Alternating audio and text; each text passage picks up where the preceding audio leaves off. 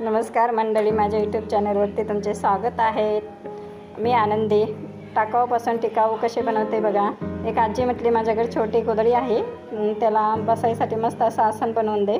बसायसाठी भाजी वगैरे निवडताना खाली बसाय घेण्यासाठी किंवा जेवताना बसण्यासाठी. मग खाली पदर आहे साडीचा, काठपदराच्या साडीचा पदर आहे आणि मध्ये गोधडी टाकली आणि त्या साईडने हात टाके टाकून घेतलेले आहेत जेणेकरून घसरू नाही म्हणून.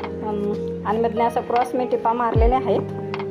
बघूया म्हटलं क्रॉस टिपा मारल्यानंतर बसकर कसं दिसतं आहे बसायचं. आणि नेहमीच मी चौकोनी मारते, चौकोनी बॉक्स तयार करते. आता साईडने एक्स्ट्रा राहिलेलं आहे मार्जिन, तेवढं सगळं कट करून घ्यायचं आहे.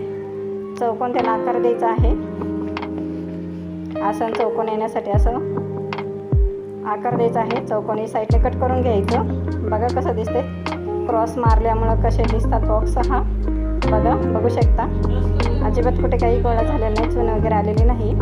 आणि आता साईडने कट करून घेतलेला आहे.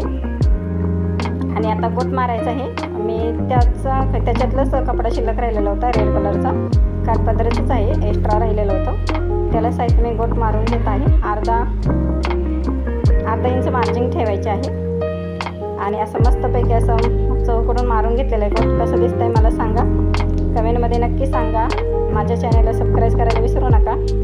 आणि डबल टिपा मारलेल्या आहेत या, जेणेकरून का निघू नये म्हणून. Bye bye.